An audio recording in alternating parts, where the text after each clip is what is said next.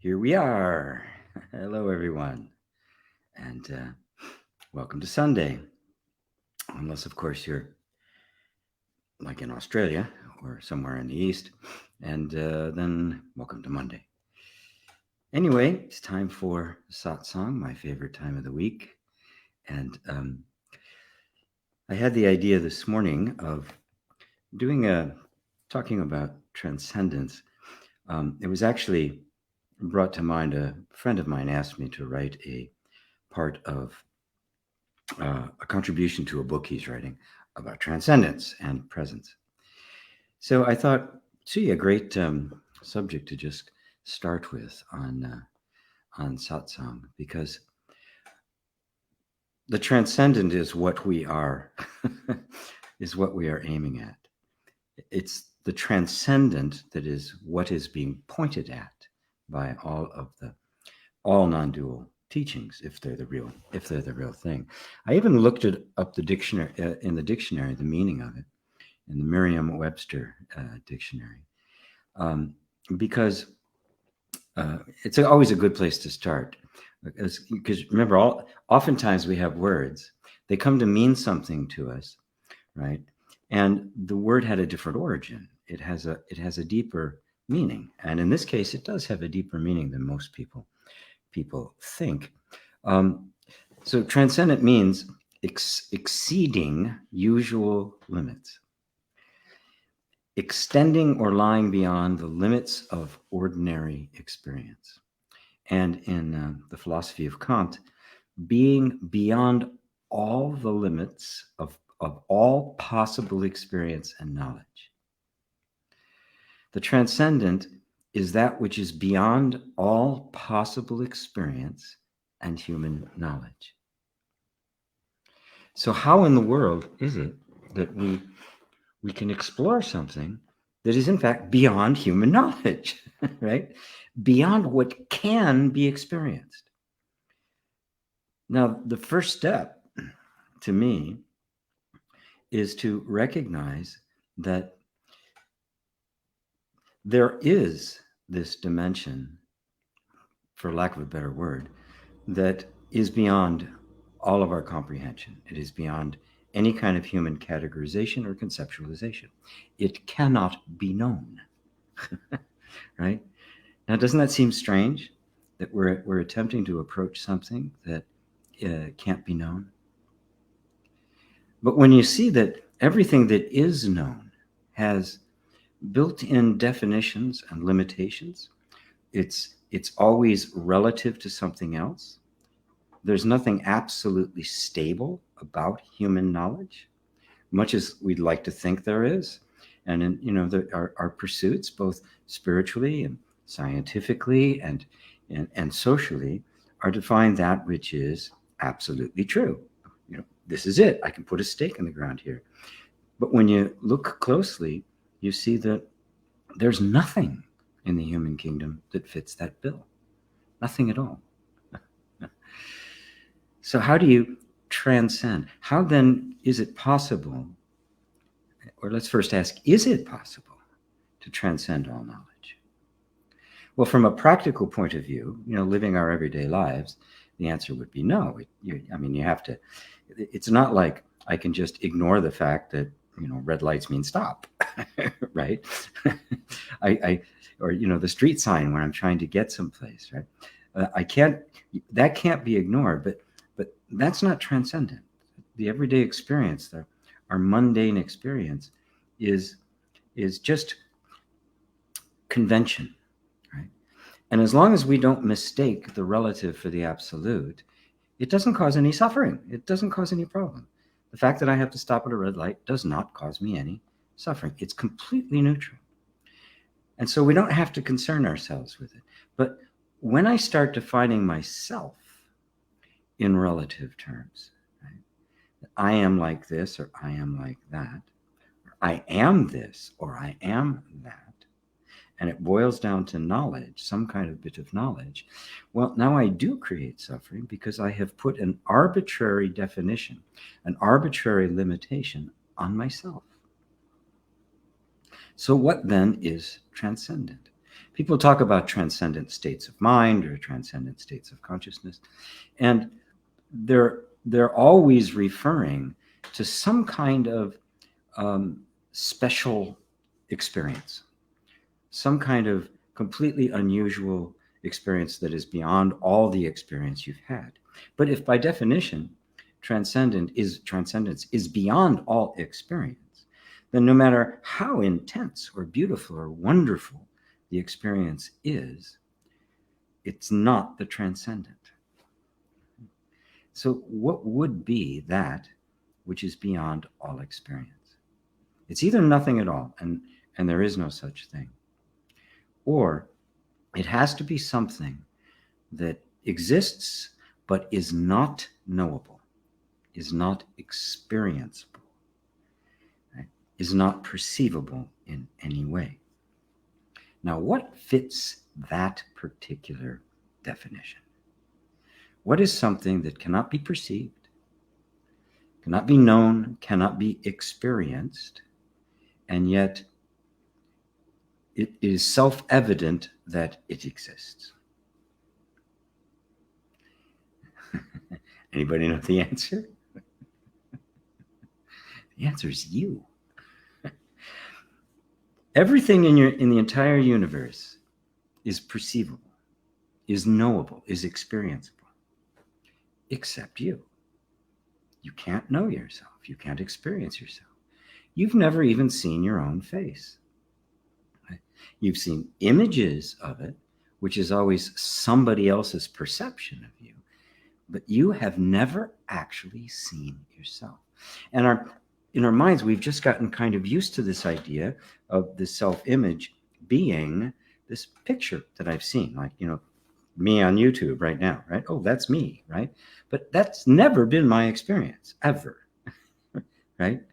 I've never been able to go, oh, there I am, right?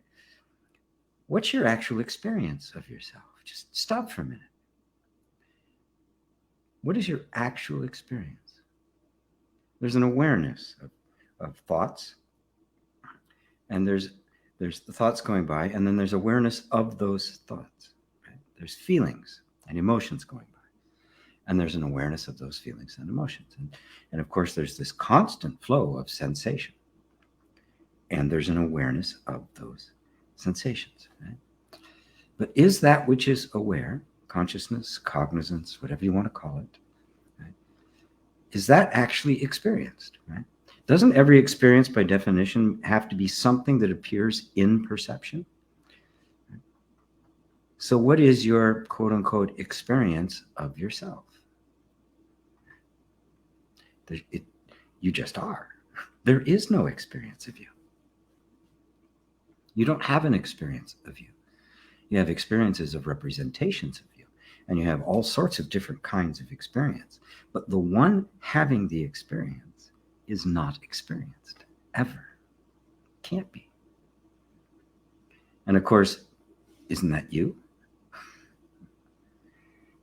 Isn't that actually you? There's not something else in there experiencing. Now, the only reason this seems arcane or difficult to grasp is because we're so used to thinking of ourselves in terms of some form, some image, some characteristic. Right? Going all the way back to the original belief that we all got saddled with, which is I am the body. And I began to think of me holding a self-image of myself that was this image that was constantly being presented to me from the environment. My parents told me who I was and when I was born and all these things, all of which was hearsay. They gave me the whole story as if it was the actual fact, when in fact it was just their perception of you making an appearance to them, right? But of course, your experience was they made an appearance to you. You were there and these guys showed up. That was your actual experience. Going all the way back to there and to right now, we have been thinking of ourselves in terms of the ideas that were handed to us by first our parents and our culture, schools, churches, media, all of this stuff. We accepted it as a fact, right? And so when we begin to move ourselves towards this place that is beyond all knowing, right, it can be a bit of a struggle to kind of lay aside all these ideas that we've accumulated over time. But when you look at them, every single one of those makes reference to some perceivable form, some shape, some object, something, right? But never, ever does it describe your actual experience of being, which is beyond experience. I don't have a word for it other than being. You just are. You don't experience being, you are being. And it's just something to ponder, to take it in and contemplate. Because to see this as true sets you free from all limitations, all judgments, all prejudices, all ignorance, all doubt. Sets you free from all the ideas you've been holding about yourself, and instead leaves you just with this sense of permanence, the sense of the absolute. Now from here, when it's no longer yourself, your interaction with all the relative stuff of the world becomes very fluid, very natural, very easy, right? Because there's nothing in you to resist it, right? Because even resistance is a learned behavior, characteristic of the body, and when it's no longer regarded as yourself, it's just an activity that takes place, something going on in the nervous system, and is completely irrelevant to your being, other than it is what you are experiencing, but it is never the experiencer. I'm going to leave it at that. That is transcendence. To even ponder that we could conceive of that which is beyond all experience and knowledge is really quite amazing, that we can do that. And the reason we can do that is because transcendence is your actual nature. And so knowingness and beingness and feelingness and happiness are all inherent in this absolute, indefinable, inexperienceable, ineffable self, which is you. I'll leave it at that. And let's go to the phones, Bob. Good to see you all here. It's so much fun. Rosario in Madrid, Roberto from Madrid, but not in Madrid right now. Hello from the beach, last day of summer holidays. Yay. Well, not yay for the last day, of course. Just yay, good to see you. And you're still on summer holidays, so be there until you're not. Robbie in Romania. Hello, Robbie. There's Penny. Dear Sifu and everyone, you are heard is what I learned today from our practice. I had spoken for the very first time ever since I can speak. Thank you so much, Sifu. You are simply amazing. I wouldn't be amazing at all if what I was saying wasn't amazing. So don't praise the radio for the song, okay? And the song that comes through this particular radio is you. It's coming through you, right? And you know, just these techniques, these ways of learning to cut through all of the nonsense that we were taught about ourselves, all the limitations, and eventually come face to face with yourself, right? Which is the unknowable and ineffable. But you just are. Lovely. Hello, Lisa. Francis King. Hello, sir. Hi, GP. Hope you're doing well. I am. It seems there's much confusion and misunderstanding about what is meant by the world is an illusion.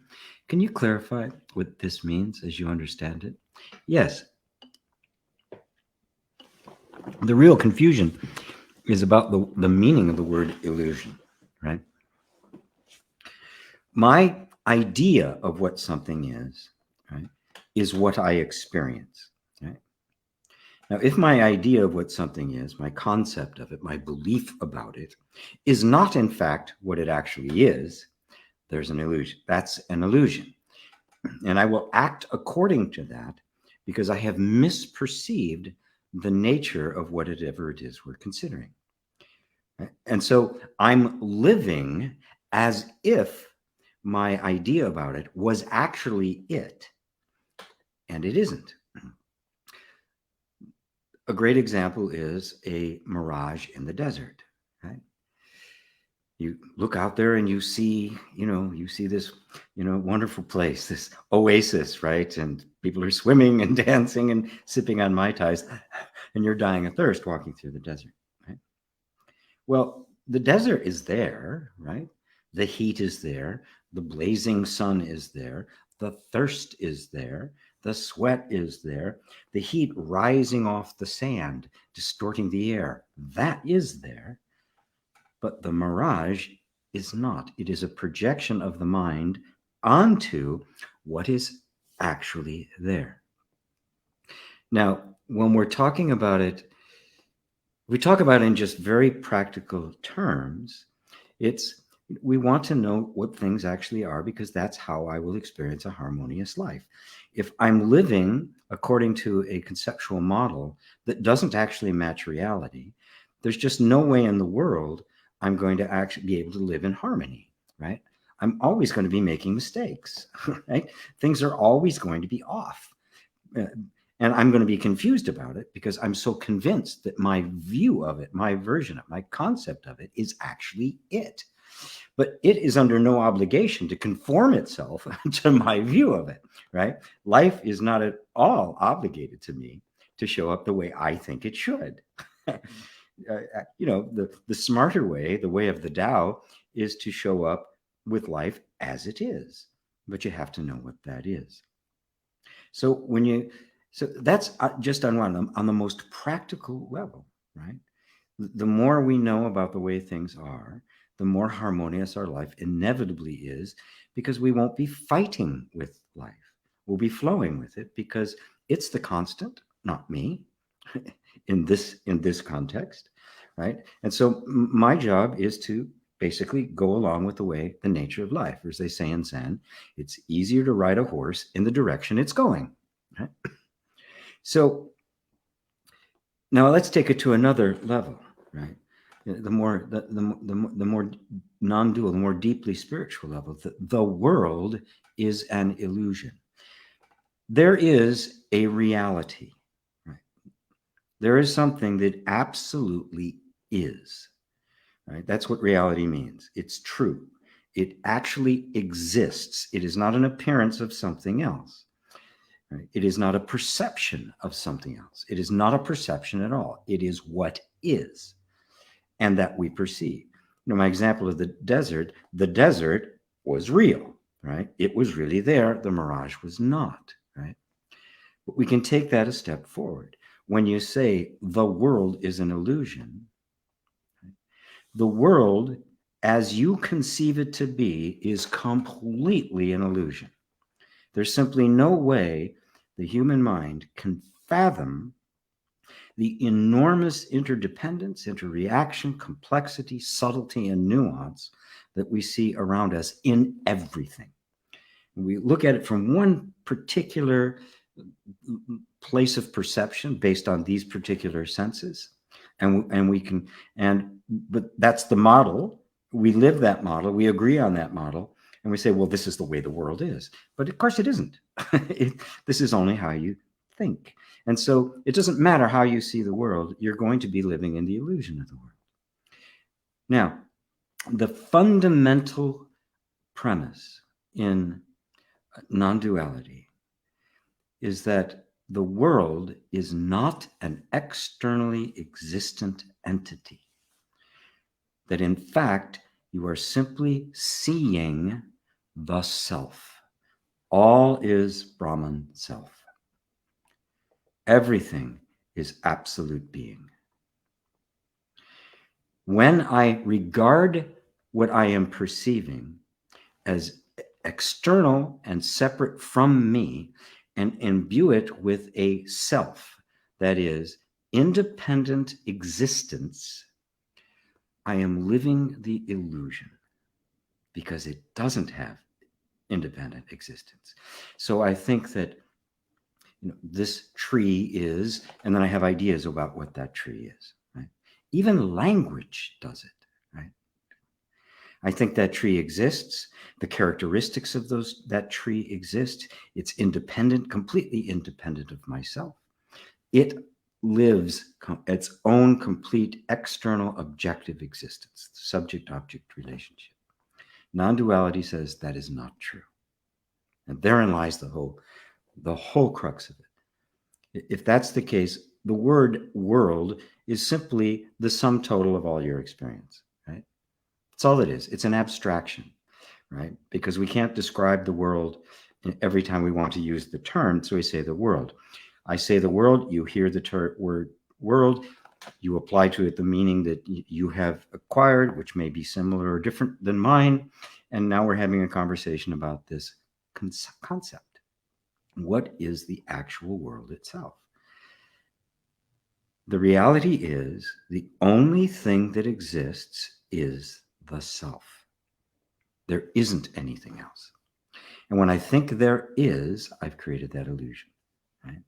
I've created the mirage in the desert. But even the desert does not exist independently of the self.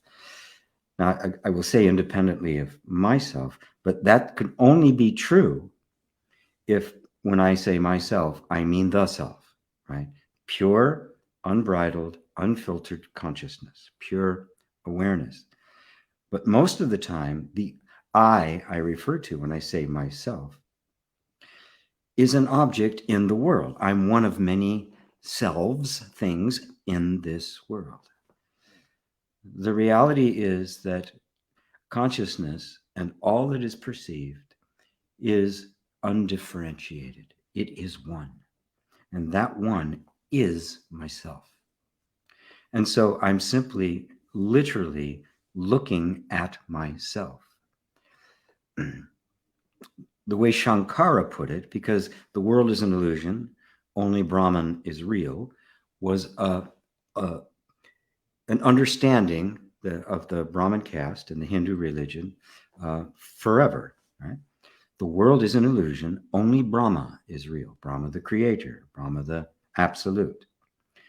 Shankara came along and said that yes, the world is an illusion. Yes, only Brahman is real, and then added, Brahman is the world. The idea that there are two, that there's this absolute being, God, Brahman, Shiva, whatever you want to call it, doesn't matter what you call it, those are just names, that absolute being, absolute pure existence, right? Which by its nature, as that which absolutely is, everything else must be an appearance of that. For it's just an appearance. And look, everything is just an appearance. This tree is an appearance of smaller cells, which is an appearance of smaller atoms, which is an appearance, on and on and on it goes. Everybody looking for, well, there's got to be something there, right? Something that absolutely is and is not an appearance of something else. It cannot be an infinite regression. There must be a point, right? Someplace. To the scientist, it's some kind of they're beyond particles. It's just some kind of field or something.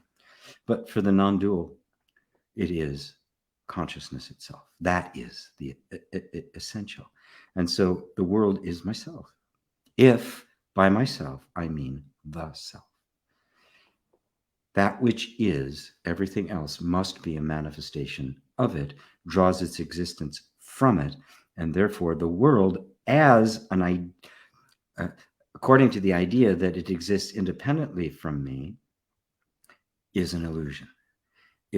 We have projected external existence upon that which is not external. And that projection of external existence is the illusion. Right? When that falls away, you see the world is illusion. Only Brahma is real.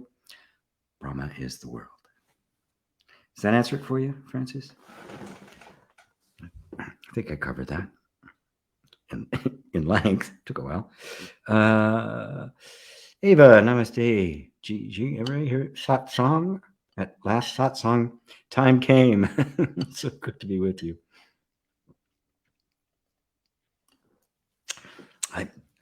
When I do get to Europe, I will probably do it a little bit earlier for my sake. So, because I know it's late for some of you. It's like 9 and even 10 o'clock for some of you. Sean, hey GP, I hope you're doing amazing. I am. Part 1. If I am everyone and everyone else is I too, then if I wake up, doesn't everyone else too?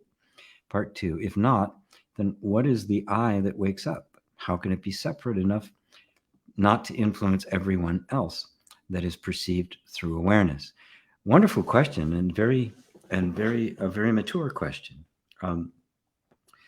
So those of you who may be new, I'm already getting questions that are really kind of more advanced.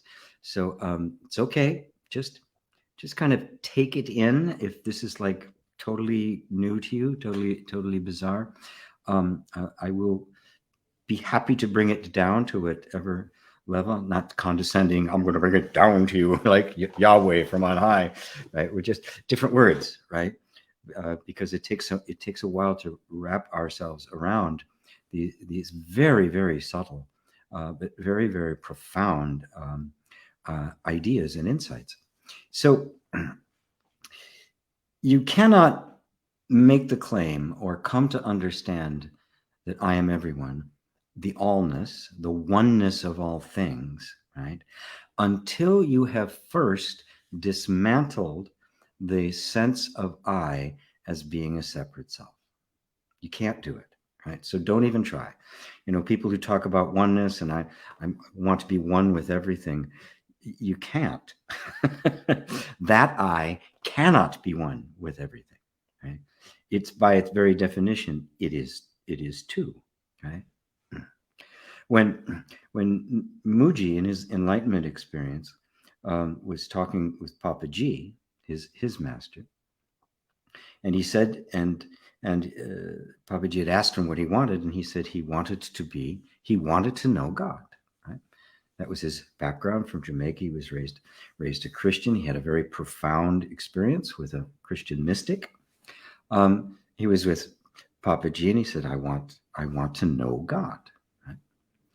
To which Papa G responded, if you want to know God, you must vanish.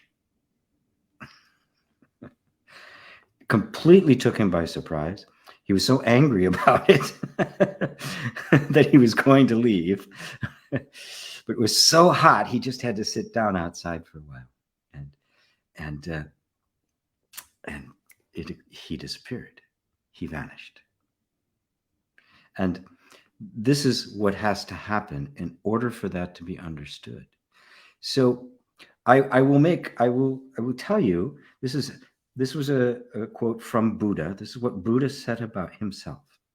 Not very well known, but he said, when I attained the great, unparalleled, unequaled enlightenment, simultaneously all beings attained the perfect, unequaled enlightenment. So what he was saying was exactly what you just said. Yes. You can't help but see that everyone is the self.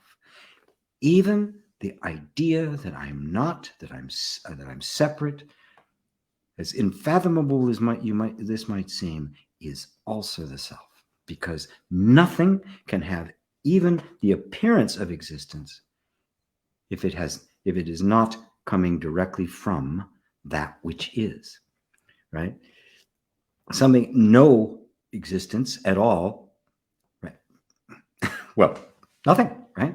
So anything that exists must, of necessity, draw its existence from that which is, even its temporary appearance. So even the illusion is the self.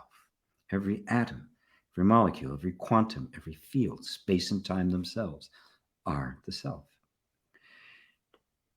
When you try to approach this from the point of view of being someone, a person who will wake up among many people with the potential to wake up, some which have, some haven't, right?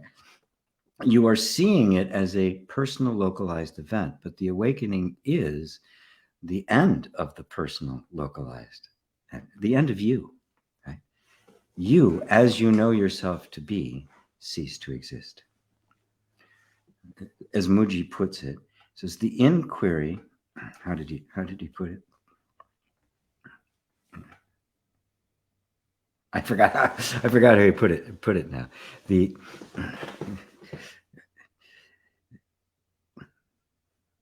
moves. I can't remember now. It'll come to me in a minute. But what's happening is that you are removing the sense of self. Right? So what I would encourage you to do is to recognize that the answer to that question is awakening. And it can only be perceived from the point of view of the awakening. If not, if there's a sense of a separate self, this question can't be answered. Because from that perspective, every answer will be received from that perspective. The one who starts the inquiry does not finish the inquiry, but is finished by the inquiry. The guy in the dream does not wake up. Right? And if I'm in the dream, I'm the guy in the dream, then everything I'm experiencing is in my dream, including absolutely everybody else. And if I wake up from the dream, what happens to the everyone else? Poof, they are gone. They're not there either. And at that point, there isn't somebody else. There isn't anybody who's not awake. Because there isn't anybody at all. Right? What we perceive as somebody is in fact just myself. Right? Another view of myself looking at myself. Right? Now, this is inconceivable to the mind. This is transcendent, right? This is beyond experience or what can be known. So what you do then is continue the inquiry into your own nature, the nature of myself. When I know me, I will know everything else. Right? When I know me, there are no more questions. There's only understanding. Right? And every question that arises is always arising in the presence of the answer. They become in lockstep. You can't have one without the other. Right?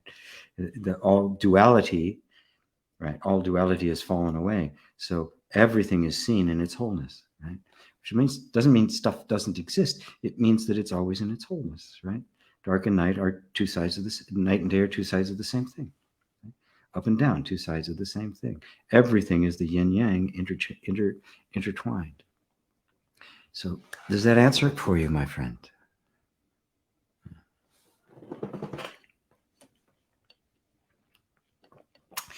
Hendrik, hello to you, sir. So good to see you.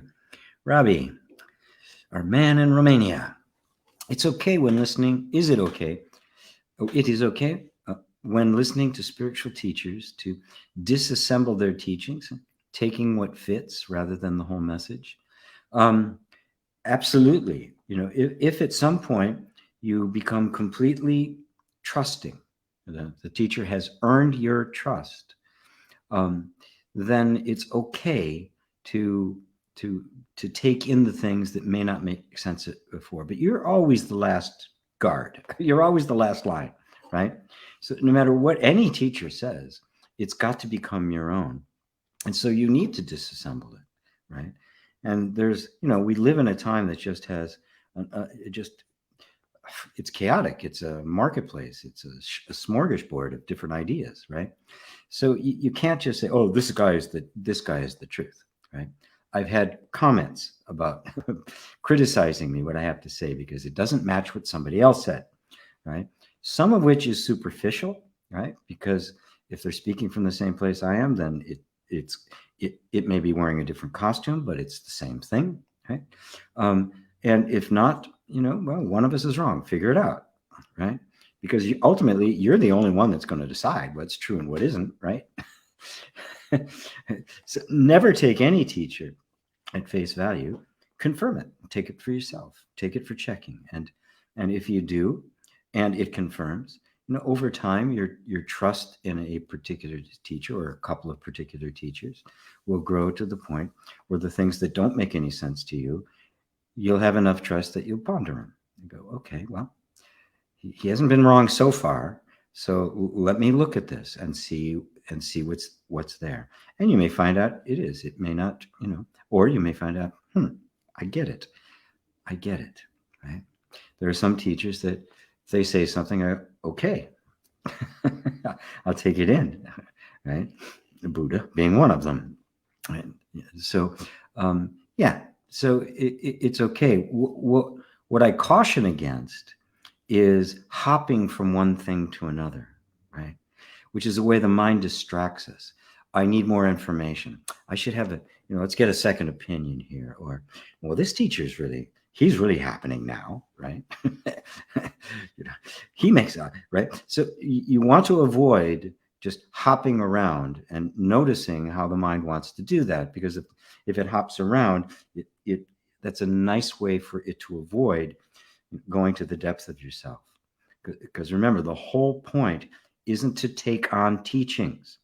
If the teachings remain at that level, or if that's all the teacher's asking you to do, then that teacher's not the real thing. The real teacher points you beyond the teaching to yourself. It is always a pointer back to you, to go to that which is beyond all teachings, right? The teachings are temporary. I don't care what they are. They're to bring you to yourself. Once you're there, you don't need any teaching, right? So collecting teaching is not the deal, right? This is, a survey of religions is not a spiritual experience, which is not an experience at all. It's the experience. It's that which goes beyond all experience to, it is just myself.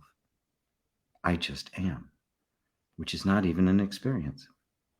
So does that answer it for you, Robbie? I'm sure you tell me if it doesn't.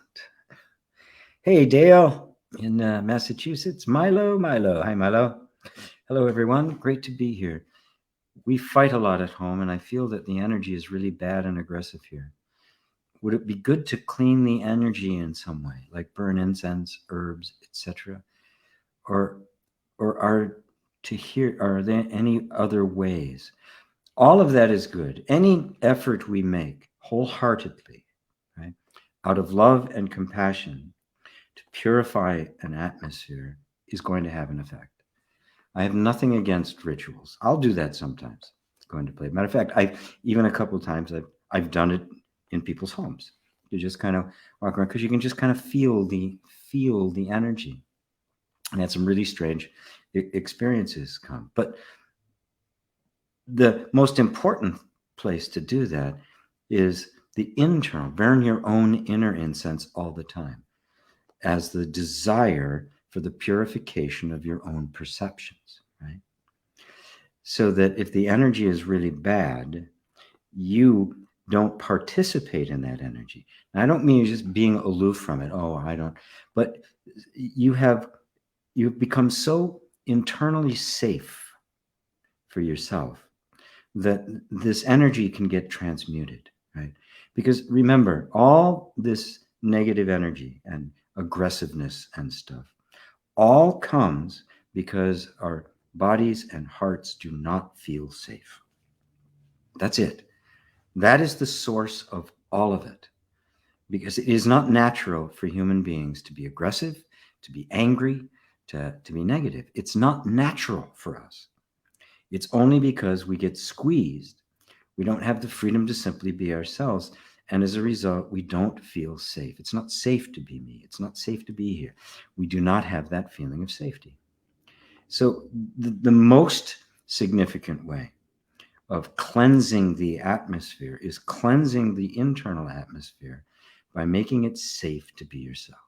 This is what I call inner reconciliation, which is the process I created for doing that. And I do classes on it. I'm doing one that's starting in about a week, a very intensive one. But I have home study classes and a lot of videos about it. Matter of fact, there's one on YouTube right now where Evan and I did a demonstration of how it works, and it's all about safety. Right? You don't feel safe. If you don't feel safe, you're going to be defensive. You can get aggressive. Somebody else can get aggressive, because what is aggression? But trying to fight. And why do we fight? Because we feel threatened. Why do we run? Because we feel threatened, right? What if there was a way to diffuse that feeling of being threatened, right? And of course, when somebody's aggressive with you, yes, it's going to feel that way. But the less we're doing that to ourselves, the more we've made it internally safe for us to be ourselves, right? Which means not looking at myself as something broken that needs to be fixed, right? But this remarkable and miraculous energy that is constantly evolving and growing, and yet at its center is something absolutely still and stable. And it is that stillness and stability that is the essence of the safety, which is not conditional, doesn't come and go. So that energy can embody itself in burning incense, prayers, mantras, herbs, all of that. But the power of the ritual is not in the ritual itself, right? That power is in you, right? When I would do a house clearing, right? I recognized that it had nothing to do with the incense, right? It's just kind of part of the ritual. It brings us a sacredness to it. It brings a focus of attention to it. But the real power was the internal sensitivity and the internal capacity for transmuting energy. Because that's all it needs. The energy is in this form because it feels unsafe. If safety becomes established, it's going to transform. It's what it does, right? It adapts. And energy does nothing but transform. Right? And why doesn't it transform? Because the environment won't let it. Simple as that. You change the environment. You reconcile with yourself. Right? And the end result is that an inner safety emerges. When an inner safety emerges, it is safe for the system to begin to dissolve and discharge old traumatic material, and thus give you access to inner resources. And that's the whole of it. So I'm going to put up here. This is the upcoming event I have. Do a little bit of shameless promotion. Of course, these classes are how I manage to keep doing satsang every week for free.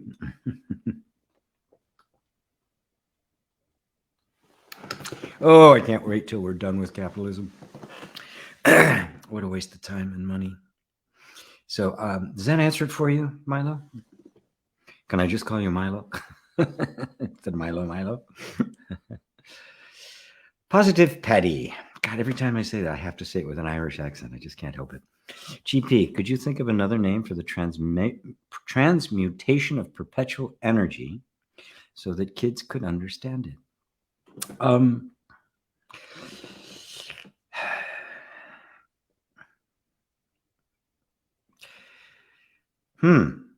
That's a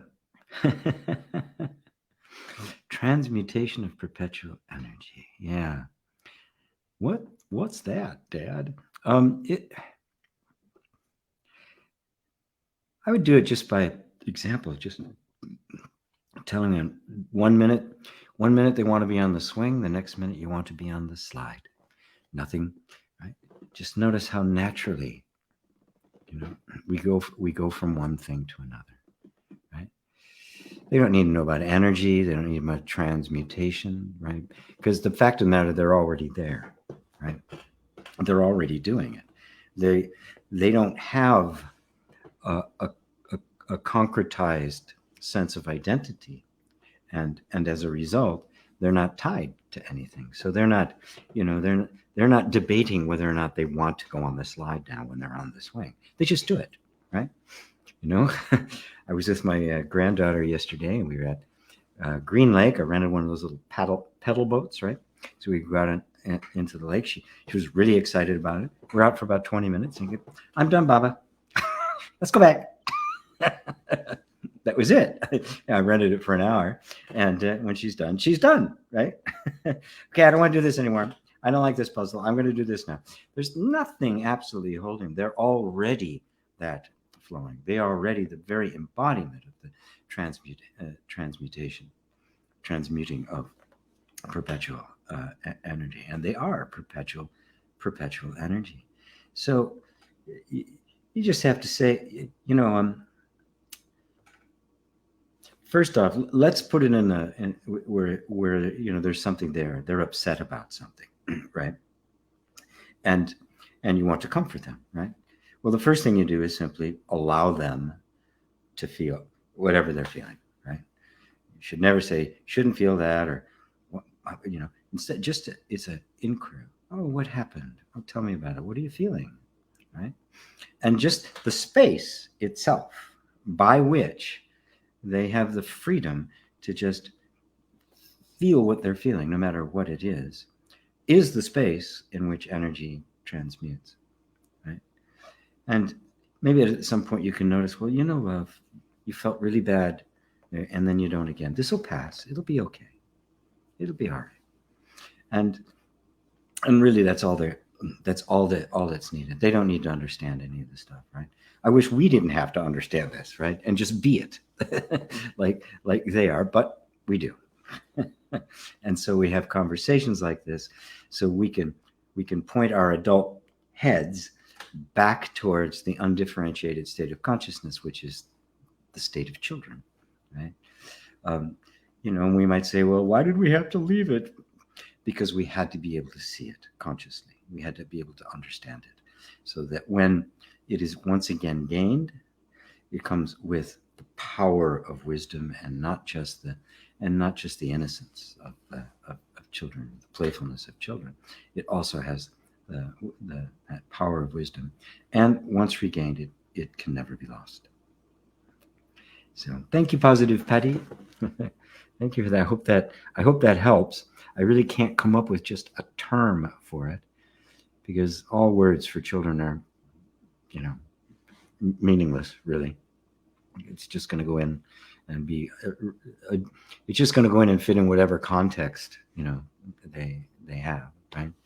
You might, Elsa's transformation, right, into the Snow Queen, right? That would be an example. It would work great with my granddaughter, right? Because sometimes she'll show up dressed up as Elsa from Frozen, if any of you aren't familiar with that. I wasn't until I had a granddaughter. Now I know every song in it, in both English and Cantonese, as I've watched it with her 100 times.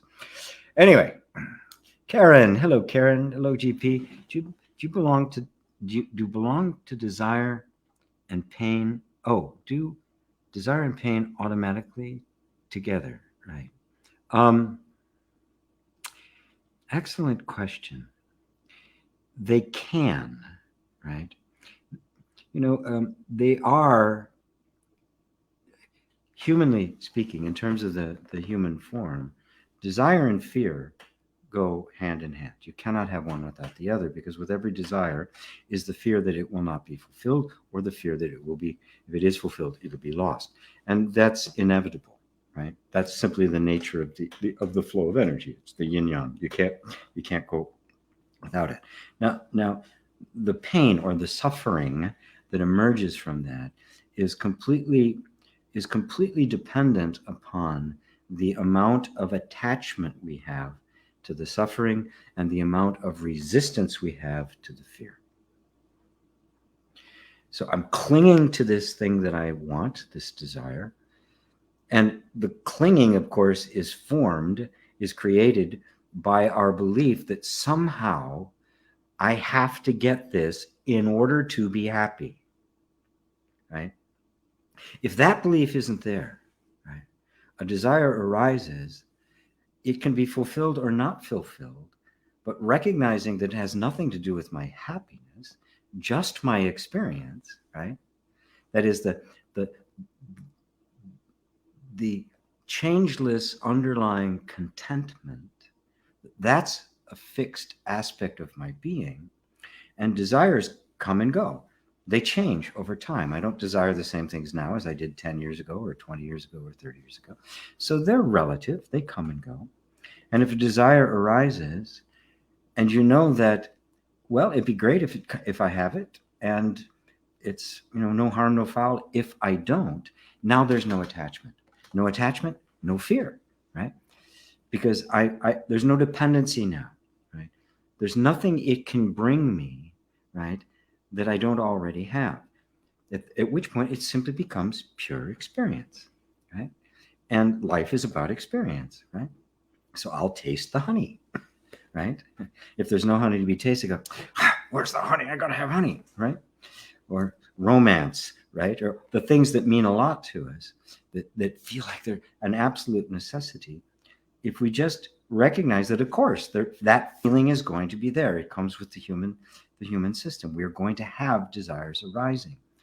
But the belief is that somehow that desire is critical for my life creates the fear on the other side. And this is where the desire and pain arise together. They will be automatic. Because if I think that I must have this in order to be happy, and there may be another belief there that is already saying I cannot have what I desire because it's sinful or wrong in some way, or I'm incompetent, or I'm not good enough, all of the traumatic stuff that we experience, the very arising of a desire will become suffering, because the desire arises as it has to. It's the nature of life itself. And it rises in this atmosphere, in this environment that says you can't have it. And you can no more get rid of these desires than you can get rid of, growing hair or blinking or digesting food. It's right. It's inherent in life. But if there's this underlying belief, I cannot have it and I have to have it, right? You can see it's pure hell.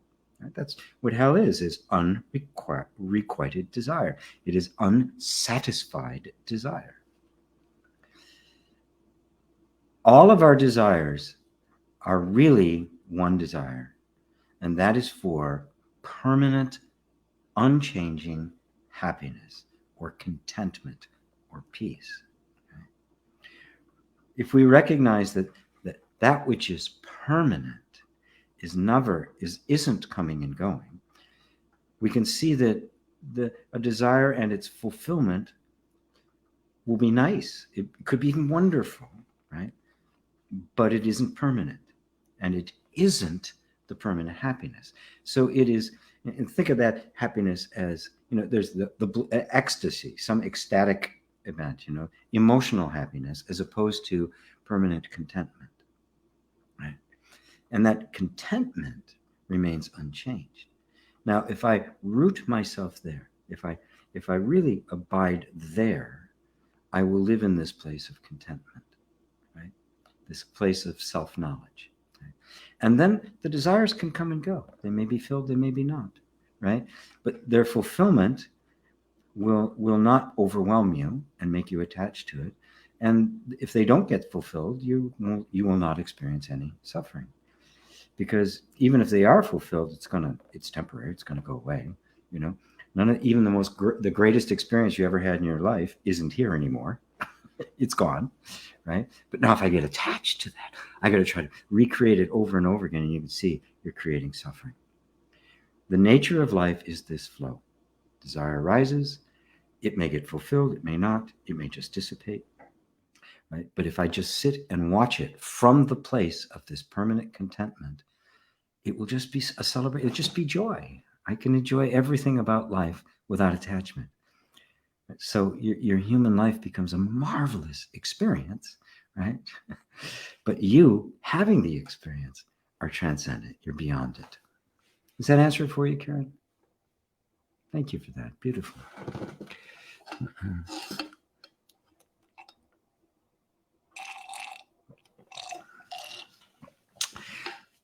Suzanne. Namaste, GP. Namaste, Suzanne. I'm in a very difficult life situation and I don't think I can handle it. It seems overwhelming. Too many things to do. I don't know where to start. and how to do the tasks that need to be done. I feel alone and overstrained. All right.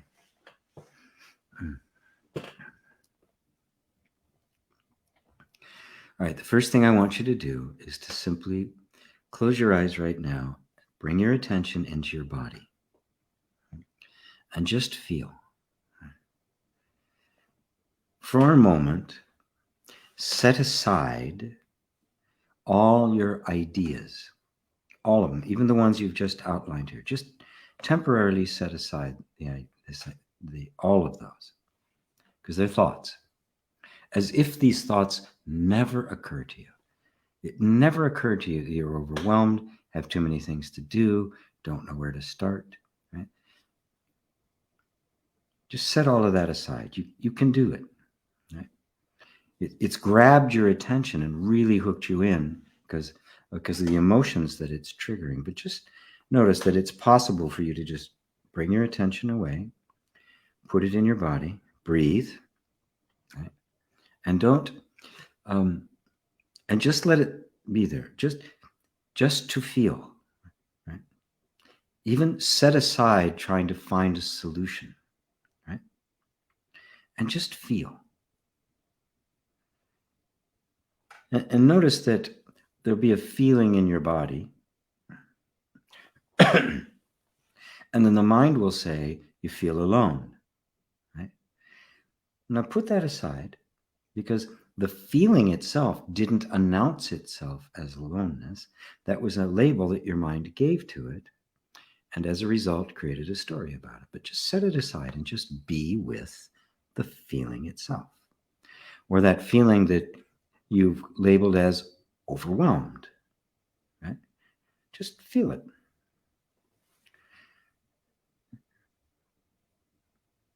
And notice that you are handling it, right? If you weren't handling it, you'd passed out or died, right? But the mind is very resistant to it, right? Doesn't want to feel it. And we all learn that, okay, if I deny it or I was overwhelmed or something like that, then somehow I'm not going to be feeling it anymore. And of course, the mind gets afraid of it, right? Of what effect it's going to have. It's probably telling you all sorts of stuff. If you don't get these tasks done, your life is going to fall apart. It's one thing after another. Now just put all of that aside and just feel the actual energy going on in your body, right? Feel your actual experience. And as you're doing that, now the mind may try to get very aggressive. That's okay. Just notice it, right? Because there's something there that is much, much more powerful than the mind. And that's you. The consciousness that is aware of it. And just feel. It's all you have to do.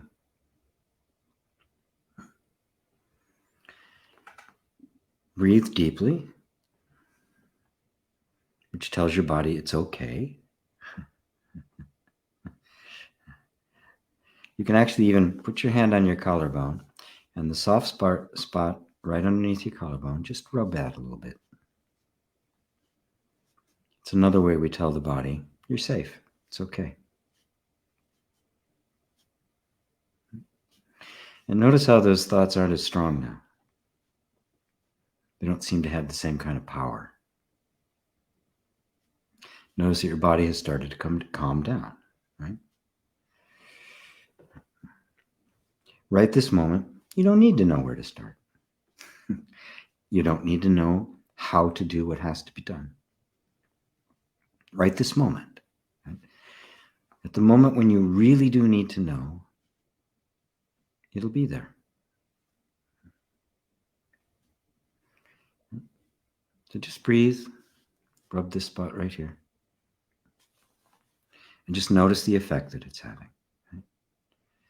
That sense of calming down is your nervous system dropping out of its defensive position. It's dropping its defense. It's recognizing the environment has become safe. Because there's a spiral that happens. It looks like something has to be done. You don't know how to do it, right? So the mind goes, I don't know how to do this. And the body goes, what do you mean you don't know how to do it? We got to do this. And the mind, I don't know how to do it. And you can see it just spirals, right? It's a stress spiral that goes up. And the only way out of it is to break that. Just break the circuit, which is what we just did. Okay?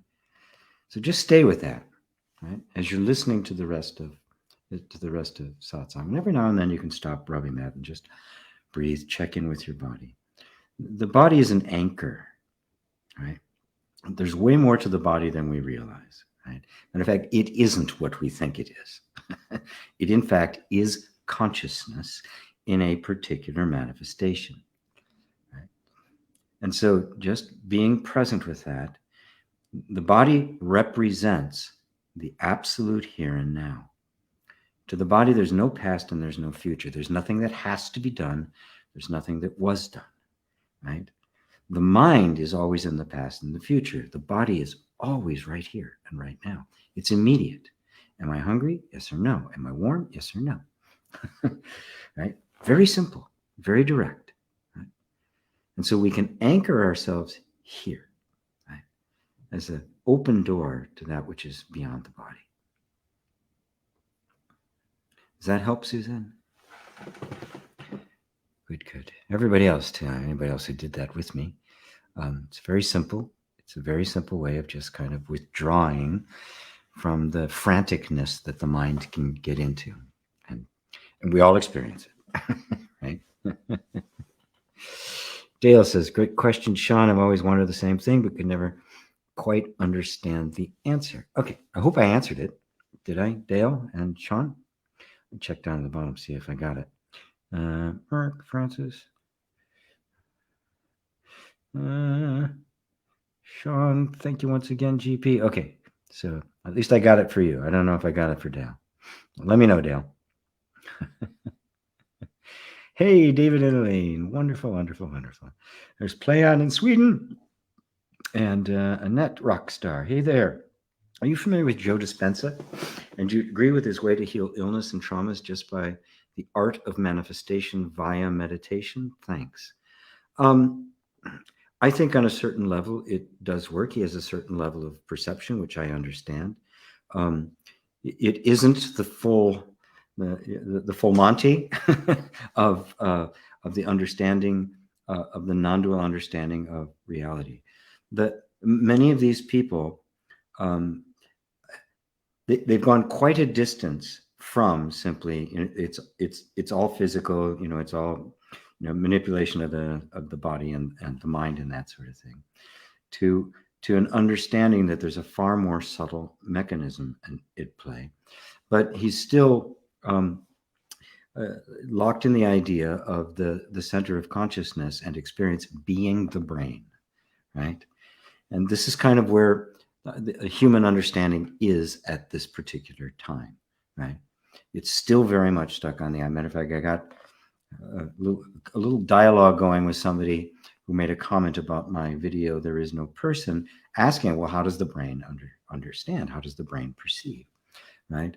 And the answer is it doesn't, right? That the brain, like the world, is a concept. It's an object of thought. It is a projection.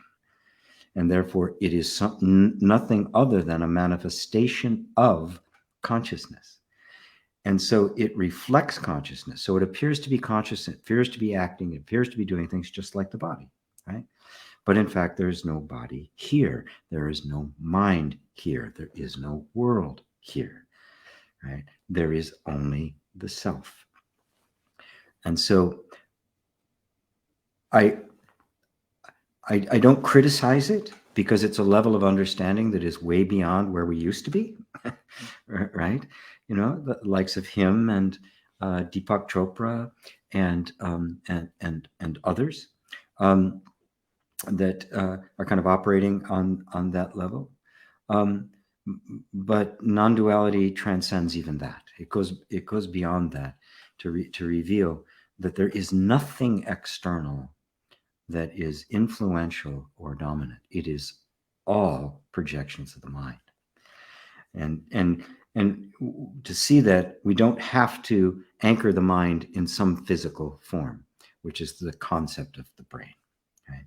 So again, I'm not critical. I'm just saying it only goes so far, and non-duality goes farther. Right? It goes all the way. It goes beyond all teaching and form to the transcendent, right? Which has no dependency on anything but itself. It is what is, self-existent, self-luminous, self-confirming, self-knowing, right? And your knowingness, the consciousness that is hearing my words, is that, right? There are thoughts that say it's something else, but they're not true. You are the self, and the universe and the world is you. Beautiful. Thank you, Annette. Steffi, namaskaram ji, and everyone. Do you have any advice for people who are sensitive and get influenced by the dynamics and energy of the collective consciousness? Thanks a lot. Yes, I do. And the answer is when we come to know who we are, when you know who you are, that is, the consciousness that is experiencing, right, you'll find that what is being influenced is the body-mind complex, thought, emotion, and sensation. And there's enough sensitivity in many people who are empathic and know it, right? Everybody has it, actually. Some people know it, some don't, right? But we're all influenced by the environment. I mean, everyone here has had the experience. Everyone, bar none, have had the experience of going somewhere and sensing in advance whether you're going to be welcome or not, right? Some place where there's some energy before we even enter the room. When we're on our way there, even thinking about going there, we're already reacting to the environment. So we are all actually one, and we experience that on the manifest level as being this kind of interaction of thoughts and ideas and consciousnesses, even though there isn't multiple consciousnesses. Right? Now, seeing that, we recognize that the consciousness is simply sensing through experience what the whole looks like, not just the individual.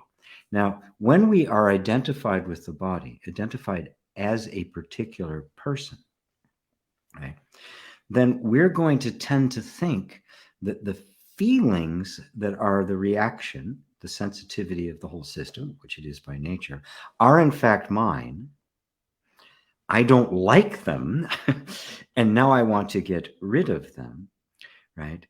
That is where we get identified with the form, and now those same feelings are no longer instructive or interesting or a potential for power and healing. They become a burden. They become painful. And I see all the time people talking about being empathic and taking on everybody's energy, right? And that's because they have an image of themselves as an empathic taking on people's energy. And that image of themselves is what's suffering. So we can see that is nothing but a self-image. It can fade. And now the entire experience can be there, even more so, more sensitive, more influence going on, but without affecting you in the slightest, because you aren't that image. And this is the key. When we disidentify with that which is suffering from it, right? When we identify the sufferer as a concept, as an idea, as a belief about myself, at that point, it all fades away. The suffering ends, right? It doesn't mean the influence. It doesn't mean anything goes away. No change in the external environment whatsoever is required, right? Thank God. right? We think it is, which is why we're always trying to get rid of the feelings or buffer ourselves against it and that sort of thing. And so the only thing we suffer from ever is our identification with the false sense of self, which is the sufferer. Go look for the sufferer. You won't find it, right? The sufferer isn't a thing. It's not an entity. It's a bunch of thoughts. The thought that says, this external influence, right, is causing me suffering. Now it's just a thought, right? Now that thought creates a kind of a cascade of feeling that's an unhappy, a discontent feeling based on the experience, and believes that the experience is causing it, right? When in fact it isn't. The belief is causing it, right? Remove that. See that the sufferer is just a belief and not an actual entity. The suffering is gone. This is the only way it can be done. This is what Buddha was pointing at in the Four Noble Truths, especially the Eightfold Path, which starts. The very first step on the Eightfold Path to the end of suffering is right views, seeing things as they are. And he was clear that it was not the circumstance that created the suffering, but our belief in the sufferer. And as that belief dissolves, right, which it can happen even imperceptibly. In fact, it's going on for all of you. You know, my job is to make it more conscious for you, but it's been going on, or you wouldn't be here. You wouldn't listen to any spiritual teachers at all. But you are, right? Which means that it's already happening, and we're just accelerating the process. And as that happens, the evidence in your life begins to appear that the world isn't what you think it is, right? All of that stuff, all of the circumstances that you believed were creating the problem begin to dissolve and actually become transmuted into exactly the opposite, the experience of just total love and acceptance, right? As you are. So hopefully that answers it for you, Steffi. Thank you for that very much. Martin, how can the act of transmuting energy and being more sensitive in general be learned? Nice. Transmitting energy and being more sensitive in general be learned. You don't want to try to learn it. You want to grow into it. Because if it's a technique that's learned, and I can now become more sensitive without having established your actual nature as completely free of and independent of all experience, the increased sensitivity will mean increased suffering. Because as long as there's a sense of a person there, it will have a reaction to it. It'll have stories about it. It'll have resistances to it. And the increased sensitivity will bring nothing but misery. It's like people who have those Kundalini experiences, right? And their lives are actually destroyed by it, right? Because they work this one area to have this rush of energy, which is supposed to be enlightenment. And in fact, it just wrecks their lives because it isn't enlightenment. It is just a release of energy before the understanding of the individual and the nervous system itself is ready to handle it. When that happens, you get a logjam, you get a stalemate inside, right? So I may sound like a one-trick pony. The answer is know who you are, right? Drop all lesser ambitions, right? Including, wanting to heal, wanting to improve the world. It's not that those things can't happen. It's not that they're not possible, and it's not that we should shut our lives off and go into a monastery. It's just keep the priorities straight. Everything depends on you knowing the truth of you. Everything. Because if you're living out ideas and concepts and assumptions about yourself that are not true, it is not possible to have a full harmonious life, is it? I mean, it's so self-evident, right? if reality is one way and I'm living as if it's a different way, it's not going to change to conform to me. It's reality. It's truth, right? It's what is. So it's not going to adjust itself, right? So it fits into my little world. I have to adjust my world to fit into it. This is the Tao, the way things actually are, or is for Buddha, the right views, which is the step out, the first step on the path out of all suffering. So come to know yourself. Seek ye first the kingdom of heaven and its righteousness. And when he was referring to the kingdom of heaven, he was talking about the self, the kingdom of God, the reality of being, that which is, the imperishable, the timeless. Right? Make that the priority. And everything else will fall in line behind that. You will become more sensitive because you can handle it. Not because it was a technique you learned. Because the thing that creates our lack of sensitivity is the closedness of our minds. It's the assumptions we have about life. If I see myself this way, I'm not going to be sensitive to anything that isn't that way. But if this falls away, if all the boundaries fall away, I become infinitely sensitive. The entirety of the universe becomes accessible to me. Every human heart is just laid bare in front of me. And at that point, there will also be not just an ability to be more sensitive. There will be this perfect unconditional love in which what is sensed is transmuted into love. And that's the real nature of healing.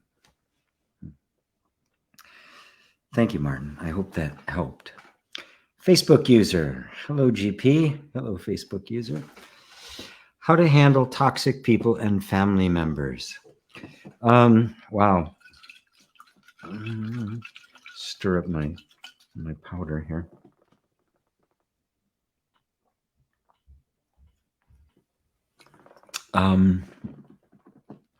Well, let's see.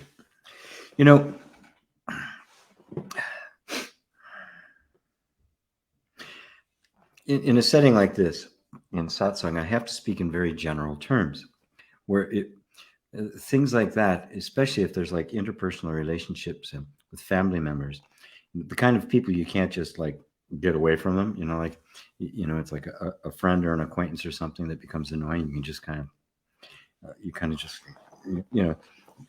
do a lateral arabesque, but this is not, if it's family, it's people you're close to or people you work with, and there is no way out. It's easier for me to guide you to a solution when I know exactly who it is. And I don't mean by, putting exactly in things in here because it's still general, working with me in a class or one-on-one or something like that. So I can really look at the details, the actual experience that you are having. So in a case like this, I will try to speak about it generally. And generally, there's nothing you can do about toxic people, right? Toxic people are toxic people, and they will be toxic people until they're not toxic people anymore, right? It's that simple. You can certainly come to see them, understand that the toxicity is just part of their conditioning. It's their own defensive pattern that they've gotten stuck in. They are suffering for it, and they're projecting their suffering on others, their negativity and all that stuff on others.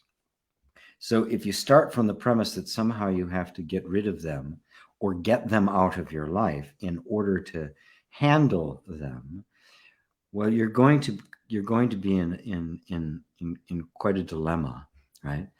Because there's nothing you can do about them, right? Now, if they're just an acquaintance and you can just kind of end the relationship, that's one thing. But when they're family or work or something where you can't, right, then it has to become a completely internal experience, right? So completely let go of the idea of they need to change or they need to be different, right? Leave them to God, right? They're having their particular experience, and there's no need or desire on anybody's part to control anybody's experience. You don't know what made them that way, but this is the way they are now, right? And I don't swim with sharks because that's the way they are, right? And if I found myself swimming with sharks, I would say, okay, it's very possible that in this moment, something will protect me from them, or I may be lunch, right? Now, if I completely accept that, completely take that in my heart, that's it. There it is. Notice there's no suffering in that, right? In order to handle toxic people, we have to remove from ourselves everything that would react to a toxic person, meaning there's something in us that is resistant to them, that is angry with them, that is looking down on them, or it doesn't matter what it is, right? There's something inside, right? In order for there to be suffering, there must be something in us that the external influence can stick to. If there's no Velcro, right, it just passes right through, right? So what's the Velcro? Well, the Velcro would have to be on a very subtle level. I don't want this. This shouldn't be happening. I got to get rid of these people. Just put all of those ideas out of your mind and just be absolutely present in the moment. Now, look really carefully. How often are these toxic people actually encountered? What is the actual term of experience that you have with them? Right? You're not experiencing them 24/7, right? Even if they're at work, right? You're not experiencing them the entire time you're at work, right? So even at work, maybe it's a couple hours a day, right? Or maybe a couple hours on a day where you have a meeting, right? So if the actual time you're experiencing them is this, and the time you're not is this, any suffering or any kind of thing any kind of negativity in you that lasts beyond the time you're actually with them is all the mind. It's all memory. It's not real. Which means most of the time you're not experiencing somebody toxic. So claim that space. All right, I'm going with this toxic person right now, and then it'll be over, and then I'm letting it go. I'm not going to hang on to it. That was my experience at the moment. It's gone. Right? There's a story of the old Zen guy, the old Buddhist, and a young monk walking along a road after quite a heavy rain. And of course, in Buddhism, not in Zen, they were Buddhist, more Tibetan Buddhist. There's a rule that the monks they do not touch a woman. Period. Right? No interaction whatsoever. They can speak, but they cannot touch a woman. Right? That breaks the precepts. And they're walking along, and they come to this this place, which could be a crossing, but because of the rain, the river's very, very rough. And there's a young woman, a beautiful young woman on the side saying, I have to get across the river. Can you help me? And the old monk, he's very strong and big. He says, sure. Takes her on a back, walks across the river, drops to the other side, walks back again, and they start walking. Now the young monk is going, oh my God, he touched a woman. Oh my God. They walked on, and all day long. He can't get over this. Oh my God, how did this possibly happen? They go somewhere for the night. They finally sleep. The next day, it's still grinding when he finally can't help himself. He says, Master, I don't understand. You touched that woman. You carried her. And he said to the young monk, he says, how long was I carrying her for? He says, I don't know, 30, 40 seconds. He says, and how long have you been carrying her? If you're not in their actual presence, You're carrying them, right? Do you need to? Absolutely not. And in that space of time, you can literally let go of all of that energy. And you'll find that the only thing that made that energy stick at all was your mind. The mind saying, it shouldn't be this way. They shouldn't be toxic. Well, everything is the self. I would say, if they shouldn't have been toxic, they wouldn't have been. So they should have been. And you got the experience of a toxic person. And there's no other way you could have gotten that experience. And now it becomes your experience to transmute into your own awakening.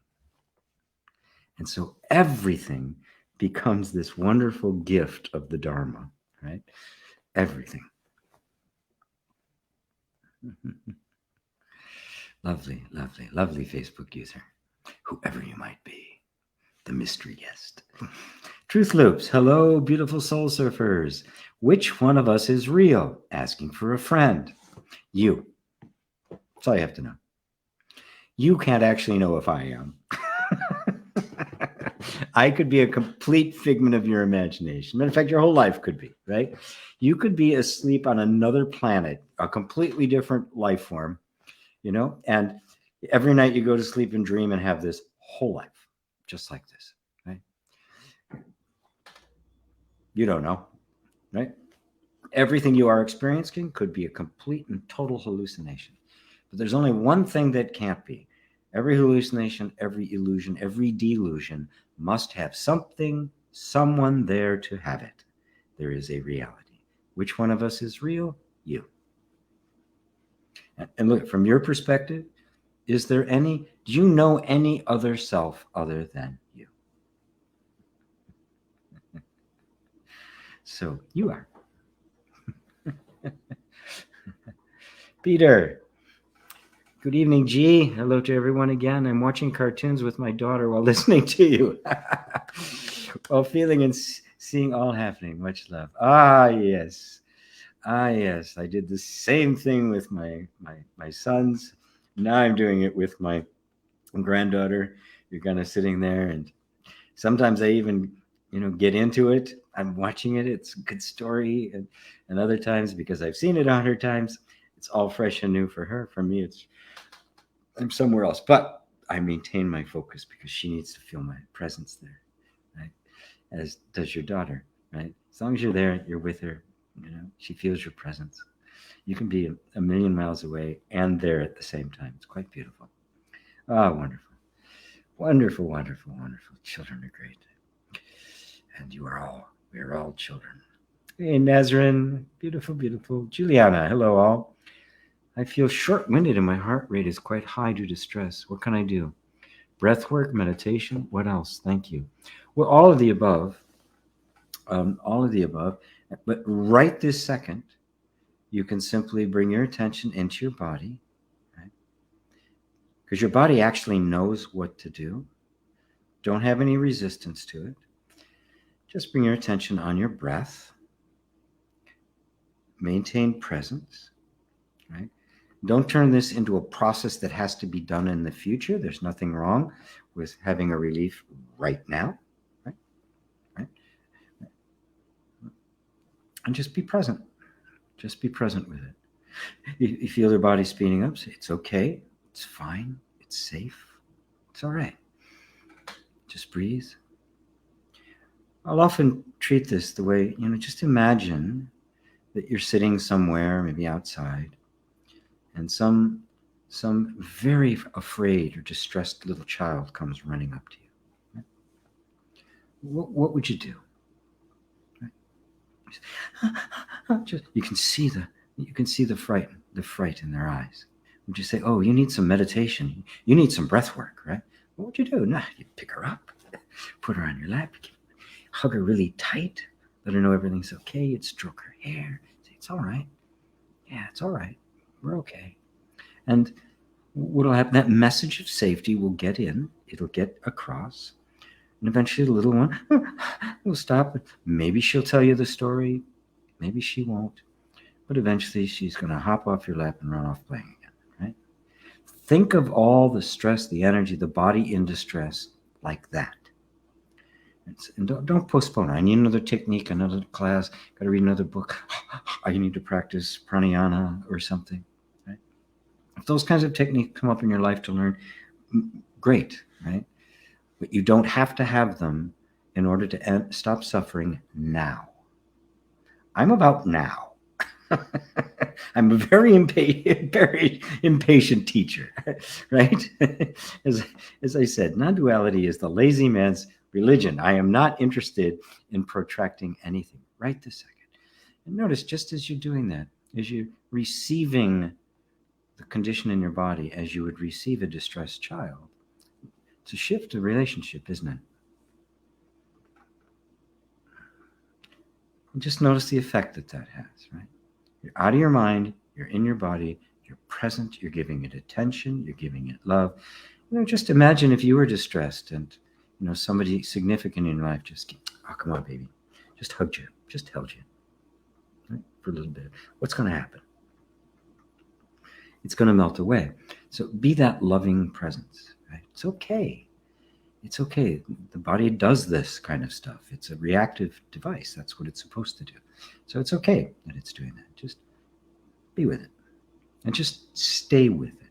And like I was showing, I can't remember what I was showing this. Find your collarbone, either side, doesn't matter. The soft place underneath, just rub it a little bit. It communicates by touch to your body. It's okay. It's safe. Because remember, the heart rate racing and the body's feeling unsafe. It's feeling vulnerable. It needs to do something. It needs to run away. It's preparing to run away. Right? It's okay. It's safe. There's no danger here right now. Right? I'm safe. Right? So just keep that up for a little bit and see what happens. Beautiful. Beautiful. Thank you, Juliana. Getting a lot of doing more inner reconciliation today than I normally do. So let me put that up again there. Let me my shameless promotion, because it's how I keep the lights on. You go there to learn more about the upcoming training I'm doing. And this is a real training. It's a preparation to be able to facilitate others in this way and bring about healing for others. Although it's not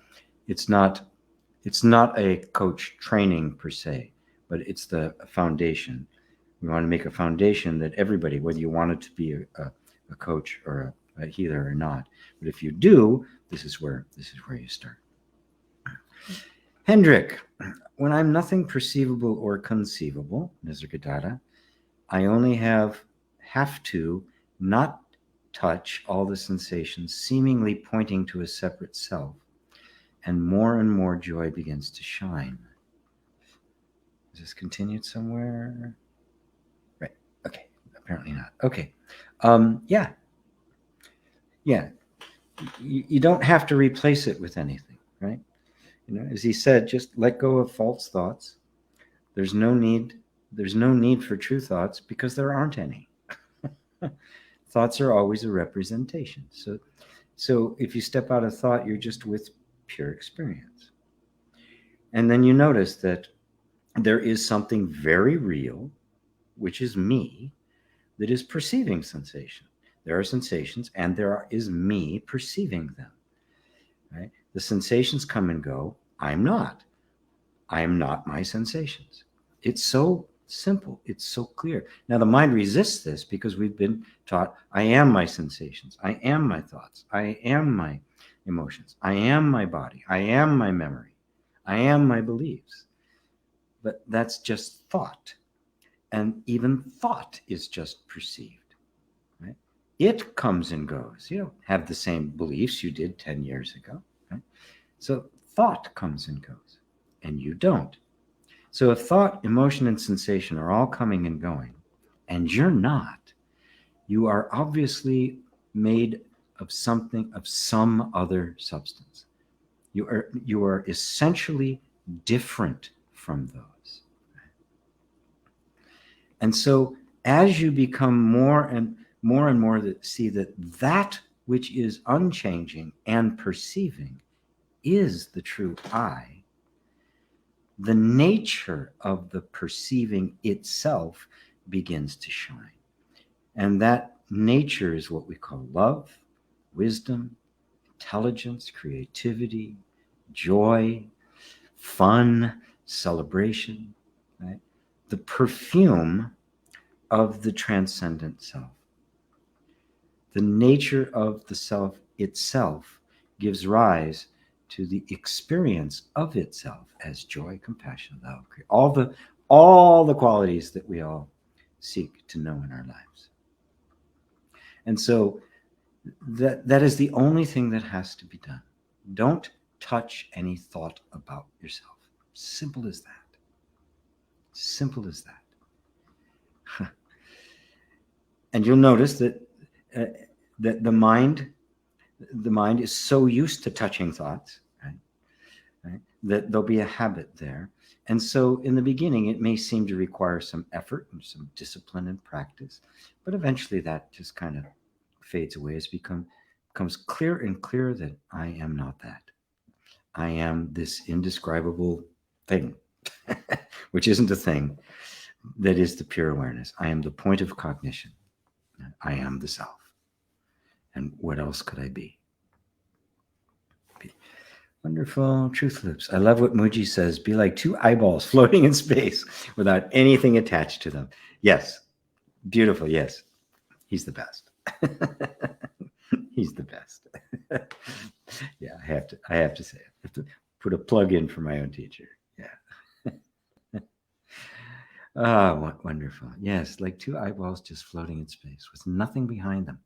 Just this plane of perceiving, right? That doesn't have a perceiver behind it. The perceiving is the perceiver, right? There's not perceiver as in someone who is perceiving. That's two. Perceiving and perceiver are one. And then eventually you can see that perceiver and perceiving and the perceived are one. And the division between them is purely conceptual. Wonderful. Thank you, Truth Oops. Ida. Hello, Ida. Namaste, GP. You are a true gift. Thank you. Thank you so very much for sharing being and pointing us back towards the honey, the place beyond all knowing. Ah, you're so welcome. You're welcome. Andrew, do you think there's any kind of mass awakening event going on at this moment? I'll leave it as vague as that. Well, let me ask you this. Are you awakening? Right? Is everyone else here awakening? When you see that the awakening is not the result of something you did, but is just happening, you know, I didn't plan on this. Awakening wasn't on my vision board, right? I wasn't doing mantras or praying to the saints. It came completely unsought and unexpected, right? That set me on this path, right? And I don't see it as a moment that happened, but as simply a theme that plays itself out in every aspect of life. That's all actually is going on, the motif of awakening. And so when you see it like that, you can say, yes, there is a mass awakening going on. When I recognize that it has nothing to do with me, right? That everything that led up to, right, the awakening and everything that's happened after that, I didn't have any control over that either. So what was it, right? Something outside of me was drawing me back to me. It's the only way you can think, and still is, right? As Rumi put it, the power that brought me here must bring me home, right? And so when you see that it is not a personal attainment, it's not the result of a process. It's not the result of anything else. You go, well, of course that's what's happening. That's the only thing that's happening. It's the only thing that's ever been happening. And so, yes. And at this moment in time, I think we are seeing it in a way that's never been seen before. Right? That your awakening and the awakening are one. And of course, at some point, you see that your awakening is the awakening. You awaken from the dream, everybody in the dream is gone. And what's left is that pure awakeness. So I hope that answers it for you, Andrew. Hello, Patricia. Much love to you. Hello, Mary. Good to see you. Patricia said, I use this prayer a great deal. I would love to hear you expand upon it. Love your sense of humor, G. That radio is not amazing. Only what is heard from this special radio. Bless your heart. You're not going to let me off the hook, are you? You're just going to continue to like me. All right, Patricia's prayer. With the pincers of truth, I have plucked from the dark corners of my heart the thorn of many judgments. My own splendor, wealth or pleasure, duty or discrimination, duality or non-duality. Is there more? I hope so. That's beautiful. I don't see more. There were some dots there. Where are we here?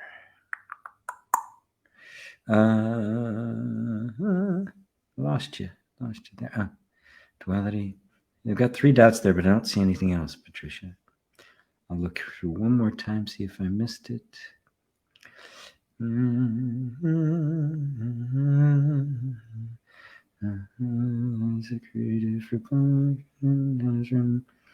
No. Okay. So I'll just speak to it from there, just as that. It's a beautiful prayer, right? In fact, did you write that? Is it in a song? If not, it should be. With the pincers of truth, I have plucked from the dark corners of my heart the thorn of many judgments. I sit in my own splendor, wealth or pleasure, duty or discrimination, duality or non-duality. Yeah, the place of transcendence. Yeah. Even duality and non-duality are categorizations of consciousness, of mind. They're not the reality. There's neither duality nor non-duality. Right? We would speak of it in terms of duality and non-duality, but only as a pointer to that which is beyond all opposites. And since it's beyond all opposites, it neither exists nor does not exist. It is neither dual nor non-dual. Right? You sit in your own splendor, just the wonder of being. And it's not a personal splendor. It's the splendor of a million suns. It is the splendor of being itself, the wondrous, mysterious miracle of being itself. And yes, the pincers of truth, truth, for I is truth. With the pincers of truth, I, who is truth, have plucked from the dark corners of my entire experience, the heart and my experience of life made manifest, of truth made manifest, the thorn of many judgments, any judgment that has arisen from the idea that there could be anything other than truth, other than myself. And I, truth, sit in my own splendor, my own self-luminousness, my own self-awareness, my own self-validation, my own self-sustaining. I, truth, have plucked all that which is not true with the pincers of truth from the dark corners of heart. And my heart is the heart of humanity. Beautiful. I hope I've done that a little justice by doing a little bit of commentary on it. Mary says, lovely, Patricia. There's Jonas. All right, enough for the advertising. Take it off. Francis King, that was so perfectly put. Thank you. Good. Love from the north of Norway. Hello, Ida. Thank you so much for these glorious live streams. Awesome impact in my life. Beautiful. So glad. Ava, gee, your explanation about transcendence as well as an illusion, amazing. I will download this and make the extract I have on my laptop always available. Oh, you're welcome. Sean, thank you once again, GP. You're very welcome. I'm pretty sure that both GP are as close to teaching absolute truth as it gets. They're enough for me. Go. Oh, GP me? GP. I see. Well, thank you. Thank you. I agree. I love Rupert. And, I have a little bigger, more dramatic personality than he does. But yeah, he's the real deal. I love him. I would get to meet him at some point. Makija, hello G. Aaron from Canada. Canadian. I'm from Canada. A message of gratitude. Today is a great day, indeed. Beautiful. Merck says, hello and good evening. A bit late to the party, but here at last. Stay calm, carry on. Oh, Merck, you sent me a friend request on Facebook, and many people have, but I have to point out that I've got like 5,000 followers, or almost. I actually have to get some. So if I can't accept your friend request, please. I'm not casting you away. I actually can't. So it's amazing. 5,000 followers, and 25 of them actually see what gets put there. So at any rate, my apologies that I can't do it.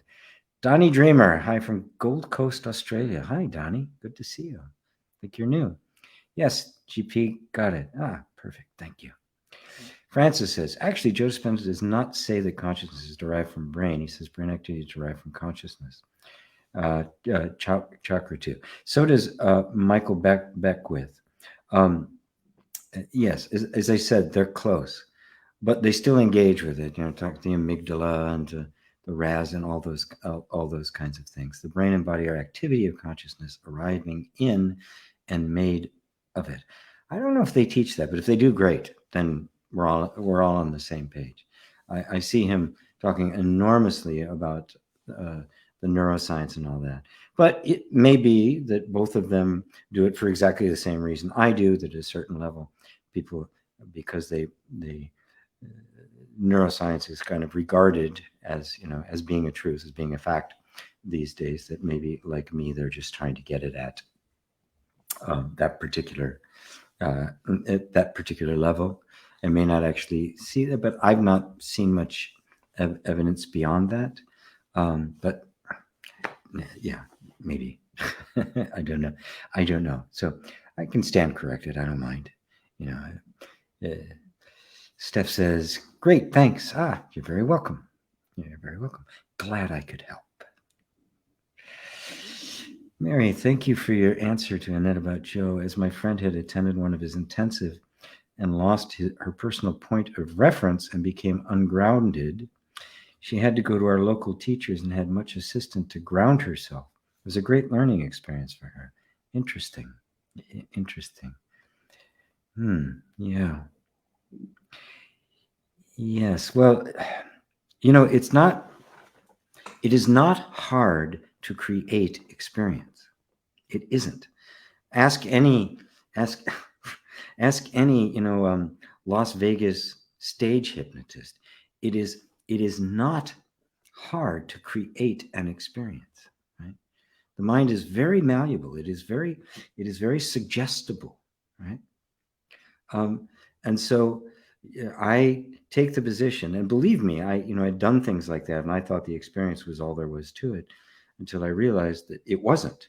And in some instances, I could very well have been doing more harm than good. And so I corrected that. There is a preparation that is necessary. Absolutely a preparation that is necessary. This is why these kinds of things were, for thousands of years, only taught in monasteries and ashrams. They were not just put out there, right? For anybody to come along. They required the guidance of a teacher to take you through it and to prepare the whole energy system for the receiving of this ultimate insight. His intensive intenses are not for the faint of heart. Yes. And on that note, I would just have to just disagree with the approach. When I work with people in groups, live or on, there's none of that. It is completely coming from you. There's nothing takes you outside of what can happen in that moment. And I'll just leave it at that. GP, hi GP Bo, good to see you. Here I am leaving Gibson, BC on the ferry to Vancouver. Just a perfect place to sail, being in Satsang. Gibson, BC, I don't know that. I have taken the ferry between Vancouver Island and Vancouver City, and it's a 90-minute ride. Absolutely wonderful. Liza, thank you so much, GP. I have listened myriad meditations from all the hype sources available, but none soothe my soul as your meditation sessions, which I followed during quarantine. Oh, wonderful. I feel so lucky I came across you. Forever grateful to you, GP. Do you believe we need to set healthy boundaries? Why is it hard to say no? Is putting yourself first selfish? Absolutely not. Putting the false self first can be, right? Because the false self wants to make boundaries, and it's going to be very clumsy, right? Yes, we need to have healthy boundaries, but how do we set healthy boundaries? And why didn't we have them in the first place? Well, you didn't get them set because your parents violated them. They never honored the natural boundaries that we all have, which is my sense of self and my right to express myself and to be who I am. And it's really that simple. And for the most part, we were all raised in a culture that didn't acknowledge that, tries to force you to be what the culture wants you to be, rather than acknowledging and accommodating who you are. So it becomes this dance between the communal, the community, the social, and the individual. So the individual is honored within it. And so we learn to curtail our particular desires for the benefit of the whole, but not so much that we compromise ourselves. And this is the balance that we all have to come to. How one arrives at that when they've been violated, right? And we never learned how to set them. And so we can either some people come angry and they guard the boundary, like, and there's no joy in it. Others, it's weak, and people intrude all the time. I was more like that because I've been intruded on so much that I just had no idea how to do it. So this self-knowledge that I keep referring to naturally sets boundaries. It naturally knows how to say yes when it means yes and no when you mean no. But there's no way you're going to be able to do that until you know who you are, right? It's that simple. So coming to know who you are and setting boundaries are absolutely equivalent. And that is not selfish. To come to know yourself as you are is the epitome, the acme of self-care, right? Because when you know who you are, you know what'll satisfy you. You know what you care about and what you need. You become more competent at unselfishness because you're not trying to get anything from it, right? You're not in a relationship of any kind because you need something. You're in relationships because it's just an expression of your love, and you're providing the opportunity for them to express to you. And this is a very mature approach to get. Most of us are not very spiritually mature yet. And so we need things, we'll say, a psychological technique for setting the boundaries. But if there's not some discovery of your internal reality, it's going to be artificial. You're really not going to know how to set a boundary. What's me and what isn't, right? Which boundary should I set and what not? If we approach it purely theoretically or psychologically, we're going to be sitting there with a checklist every time somebody says something to me. Is it violating my boundaries or not? Let's see. Check. Ooh. Right? It's not intuitive. It's not instinctive. When it's coming right from you, there's no checklist required. You just know. So I emphasize over and over again, the answer to all problems is to know yourself. And in that knowing, you have permission to be yourself, right? And with that permission to be yourself, it doesn't become aggressive. It doesn't become assertive, right? It's also quite capable of compromising, right? In order for the benefit of the whole. But it's not a compromise of me. It's me actively engaged with others in love, right? And so it's never a compromise of myself, right? It's a compromise of this moment. It's a compromise for the sake of the whole. But there's a point at which if it starts to inflict on me becoming something I'm not, having to be somebody I'm not, pretend to be somebody I'm not, well, that's the boundary. Nope, can't go that far. It can't go that far. In relationship, especially, there's plenty of things that in a relationship you can overlook because it's not important, right? But if the relationship starts pressuring you to be somebody else, to drop characteristics that are inherent in you, done. Can't do it. You cannot do it, right? Right. And if you do, you'll simply be unhappy and you'll know it, right? Because you'll be acting out something that isn't you. So knowing who you are, and the boundary are one. And to discover that is the most unselfish thing you can do. So thank you, Liza. Thank you very much. And thank you for enjoying the meditations. I have them all, or most, not all of them yet, but most of them in my Patreon program. Another thing I do to raise money to keep this all going, and I keep them all there. They're also on YouTube, so you can get them. But I keep them. They're organized. They're in a place. They're titled nicely and the like. So if that's of interest to you, you can just go to my site, gpwalsh.com. Creative Revolution. Hello, Susanna. Always where I'm meant to be. Late to satsang. There's no late because I am where I'm meant to be. Yes, absolutely true. You cannot be elsewhere. Only the mind will tell you are, because it's comparing here with something else and going, oh, it should be here, right? Put that aside, and what's right? What's wrong with right now if you don't compare it to some other time, right? No comparison. Right now is perfect, which is the truth. I had this exact experience yesterday, pure toxic energy coming at me, and it did not stick to me one bit. It was amazing. Yes, yes, yes. That's because you've actually taken taken the courses from me, where I teach. It's not the kind of thing in satsang I can point, right? I can point you to how it's done. But, the reason I give classes is because I can show you how to do it. I could take it through you so you actually experience it. Experience it a couple of times, it begins to become yours. So wonderful. And yes, I have seen the growth in you over the time we've known each other. It hasn't been that long, and it's been remarkable. So glad to know you. Bo, GP, I just had an interference on ferry from Gibson event. Otherwise, what a perfect place to be on the ocean and listen to satsang. Thanks for the opportunity. I love it. I love ferries. There's something so romantic about ferries.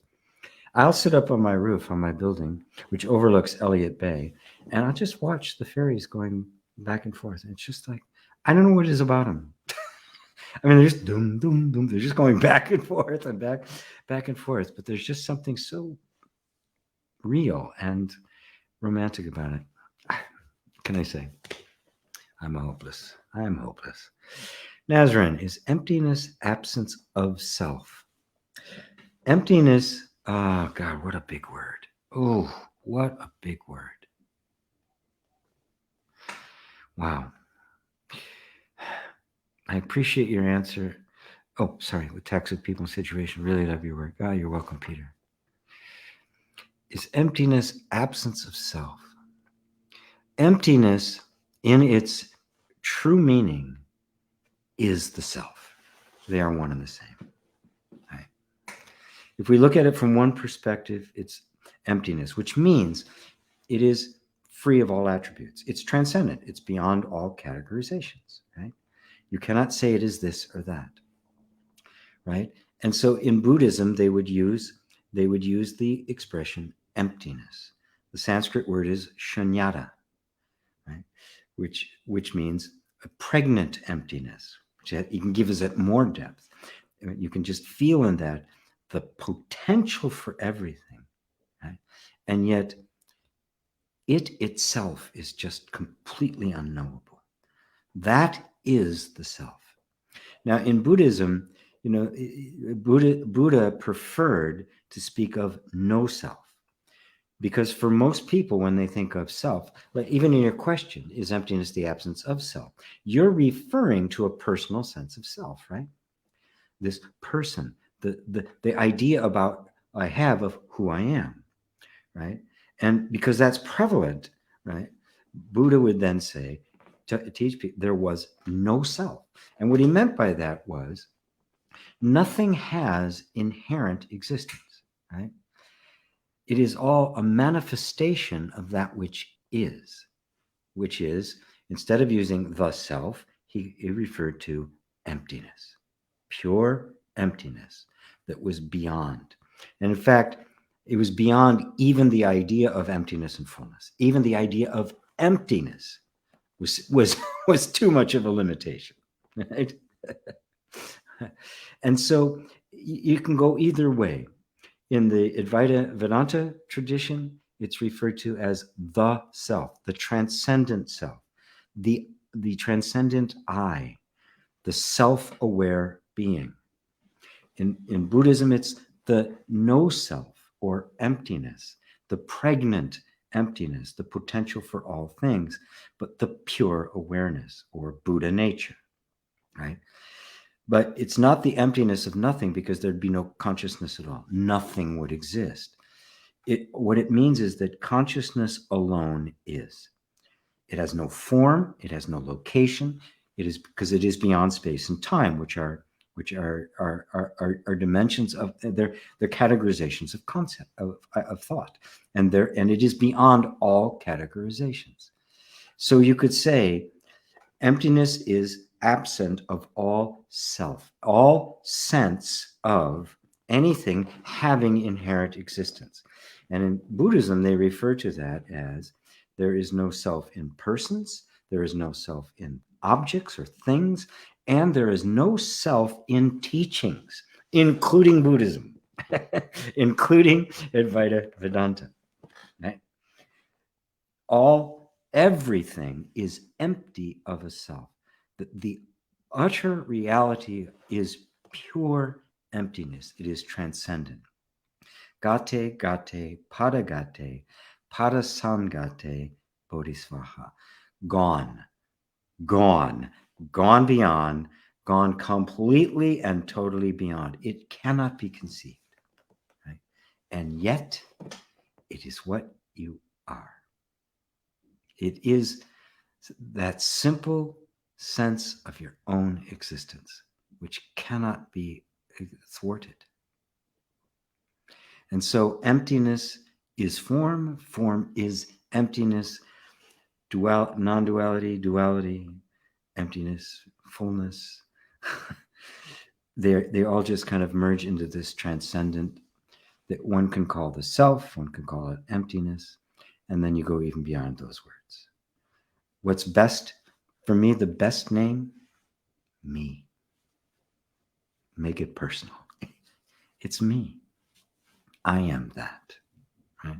Now it comes home. It's no more abstraction. It's me. Beautiful. Thank you, Nazrin. Sean, hey, GP, if you have time. Oh, we got the webcam girls again. Hot boys and girls. Okay, block the user. Webcam. That is so funny. Yeah, bad choice. It's a bot. There's not even anybody there. Let's see. Sean, AGP, if you have time, what's the sales pitch on inner reconciliation class from a practical level? If I join, I want to. It'd be good to explain why to my wife.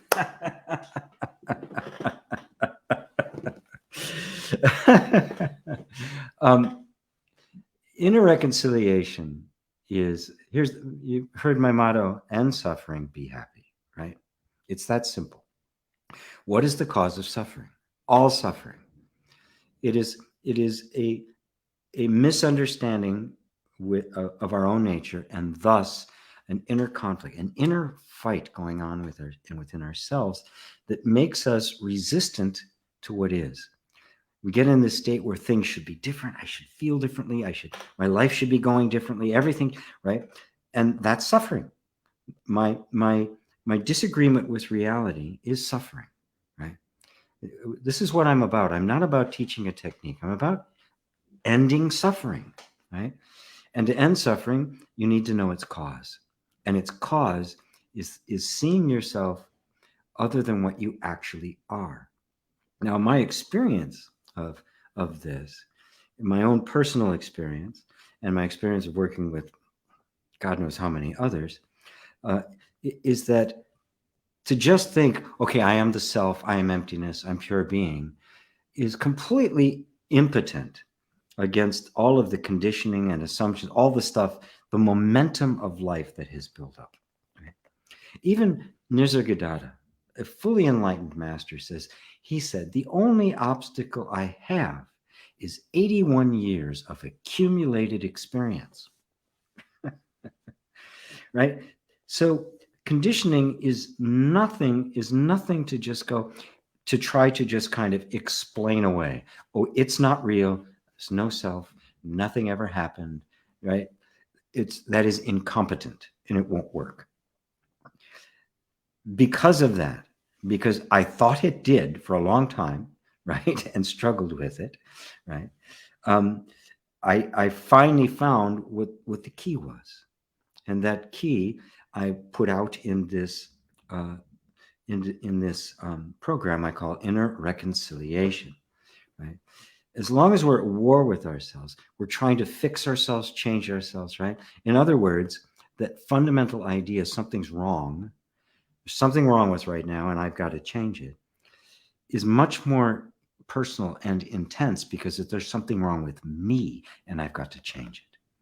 And as long as that idea is there, which it is in every single one of us, because it's what happens, it is the original fall, it is the original sin, it is the original trauma that happens to all of us. I'm a lifetime trying to fix me, right? And I never get there. How can I, right? And the essential idea, the essential essence of this, that in fact there isn't anything wrong with you, right? The mind cannot conceive. Nobody believes that. Nobody in self-help believes that. Some may actually even pay a little lip service to that, but ultimately there's this, because it isn't a mind belief, it is an energetic assumption. There's something wrong with me. It got programmed in me very early. And so I've just developed a way to systematically get to the point where this can be seen not as just an idea, but as an actual experience. You feel the transformation that takes place inside of you. And you find that the resistance to the deeper question of who am I, right, now becomes it becomes potent. The resistance is diminished, and the question starts being asked from a completely different place, because your whole body and nervous system isn't defending itself, right? Because even if I'm seeking enlightenment because I think I'm broken, I need to be fixed, there's going to be a huge amount of resistance to that. This is the essence of it. This is the heart and soul of it. It's what I have discovered, which I am convinced is the essential root of suffering. It's completely congruent with what Buddha had to say about it. And it's simply a modern process-oriented way of doing that, of getting to that point. And the beautiful thing about it is that for some, it's the way to get to awakening. It's also, once an awakening has occurred, it's a way now of integrating it into your entire life, deepening it, the whole process. So it becomes a way of living from awakening rather than the path to awakening. And at any step along the way, it's inherently therapeutic. So there are people who are not interested in awakening at all, and they learn how they learn it because it shifts your inner relationship with yourself and thus with others. And so I've got therapists who are studying this and learning this and applying it in their practice. Scientists. I even have a doctor, right, that are looking at these kinds of things, at the nature of inner reconciliation, because it isn't a theory, it isn't an idea, it's not philosophical. It's something you can experience directly. When you shift your relationship with yourself from that of constantly trying to fix yourself, to actually listening and accepting in this moment everything that you're feeling, the doors begin to open. And that's why I call it reconciling. You're reconciling with your own nature. Whereas because of our conditioning, we're at war with our own nature. And how can you possibly experience anything but suffering if you're at war with what you are? Because you can't change what you are. It's the truth. And so, it's just kind of an invitation to be who you are. So I don't know if that's a sales pitch. I don't know how to do a sales pitch.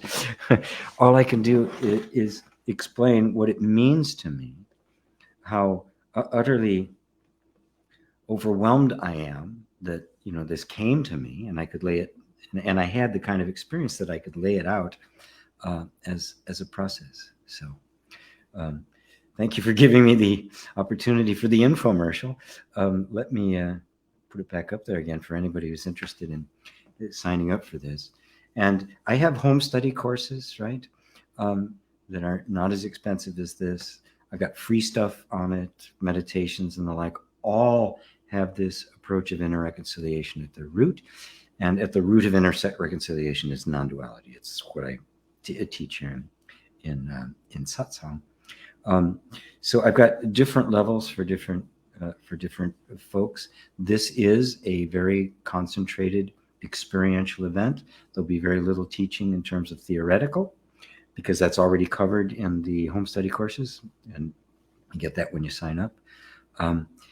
So it's all very practical and experiential, and I'm doing it with my senior facilitator of it, who was actually with me from the beginning, who does it really, really well and differently than I, so you can get different kinds of flavors, so that you can experience it.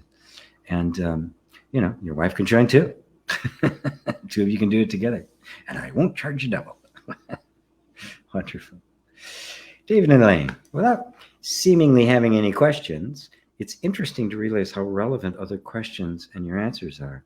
Understanding it originates from the same source. Understanding that it originates from the same source dissolves any apparent boundary. Thank you for such beautiful clarity and insight in these pointings. You're welcome, guys.